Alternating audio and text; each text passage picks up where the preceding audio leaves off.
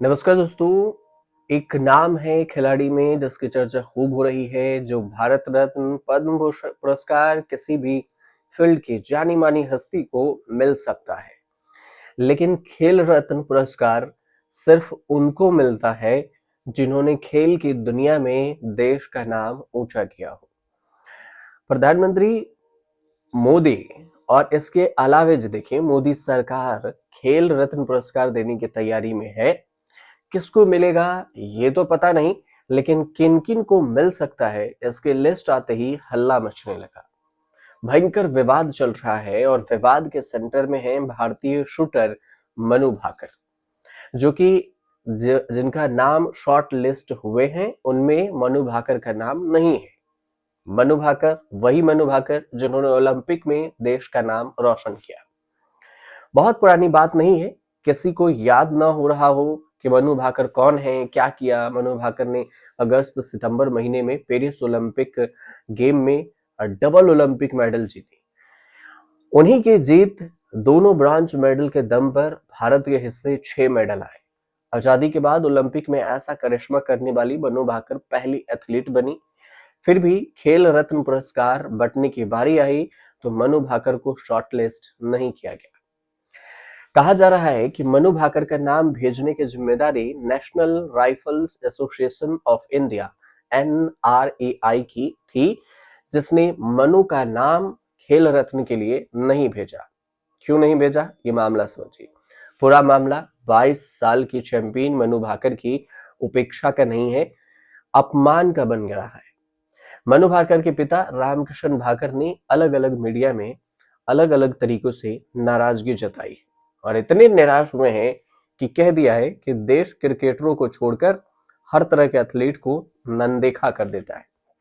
मुझे उसे शूटिंग का खेल खिलाने का अफसोस है। मुझे उस क्रिकेटर बनाना चाहिए था। पहले मनु भी चुप रही और जब उन्होंने चुप्पी तोड़ दी तो गुस्सा तो नहीं जताया, बस इतना जरूर कहा कि मुझे ओलंपिक में नहीं जाना चाहिए था, देश के लिए पदक नहीं जीतना चाहिए था, मुझे खिलाड़ी ही नहीं बनना चाहिए था। अब इसके अलावे जो कहा उन्होंने, साथ में कहा कि जब विवाद बना तब मनु भाकर इंस्टाग्राम पर भी पोस्ट की और साथ में लिख दी कि पहला लक्ष्य देश के लिए मेडल जीतना है, ना कि कोई अवार्ड। अवार्ड मोटिवेशन हो सकते हैं, लक्ष्य नहीं। मुझे लगता है कि नॉमिनेशन के समय मुझसे ही कोई गलती हुई थी जिसे सुधार लिया गया है। अवार्ड मिले या ना मिले, मैं देश के लिए ज्यादा से ज्यादा मेडल जीतने की कोशिश करती रहूंगी। मैं सबसे विनती करती हूँ कि इस मसले पर अब कोई बात ना करे। लेकिन अलग विवाद ये भी शुरू हो गया कि अगर national rifle association of India ने नाम नहीं भेजा तो क्या खुद मनु भाकर ने ऑनलाइन आवेदन नहीं किया था। पिता रामकिशन भाकर का दावा है कि मनु ने खुद आवेदन किया था, लेकिन नजरअंदाज किया गया। मनु भाकर खुद 2-3 साल से लगातार खेल रत्न, पद्मश्री, पद्म भूषण जैसे सम्मानों के लिए आवेदन कर रही हैं, लेकिन उन्हें आज तक कुछ नहीं मिला। टोक्यो से ओलंपिक जो पेरिस ओलंपिक के बीच में 4 साल में अलग अलग इंटरनेशनल मुकाबलों में मनु भाकर ने शूटिंग में कुल मिलाकर 17 मेडल जीते। मेडल तो ढेर मिलते गए, लेकिन सरकार का सम्मान एक नसीब नहीं हुआ। खेल रत्न पुरस्कार के नियम के अनुसार अगर खिलाड़ी खेल रत्न का गाइडलाइंस को पूरा करता है तो वो खुद ही अपना नाम भेज सकता है। खेल मंत्रालय के पास भी ऐसे 2 नाम भेजने के अधिकार होते हैं। मनु भाकर का केस इतना वायरल है कि सरकार में हड़कंप मचा है। दावा किया जा रहा है कि खेल मंत्रालय खुद मनु भाकर को नॉमिनेट करने वाला है। अभी नाम नहीं तय है, 1 हफ्ते में पुरस्कार का खुलासा हो सकता है।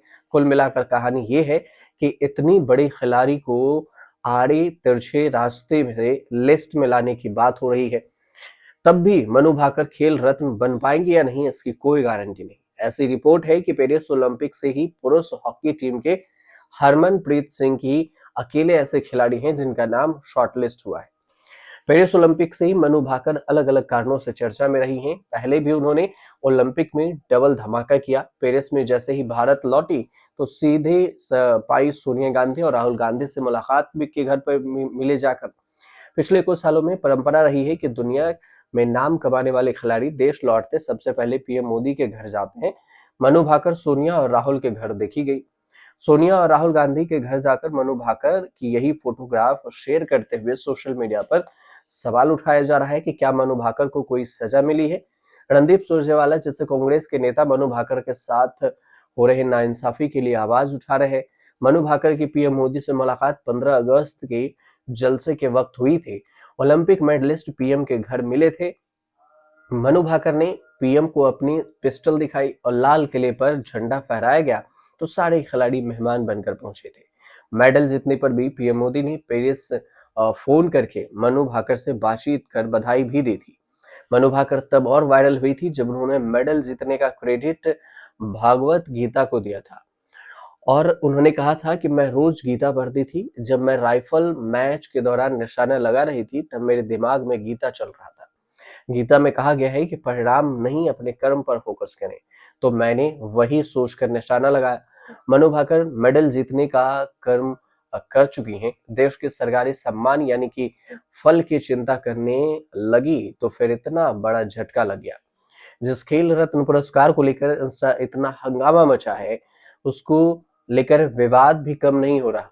खेल रत्न कांग्रेस की सरकार ने 1992 से 1993 में शुरू किया था। तब से राजीव गांधी खेल रत्न पुरस्कार कहलाता था और इस पुरस्कार से सम्मानित होने वाले पहले शतरंज ग्रैंड मास्टर विश्वनाथ आनंद बने।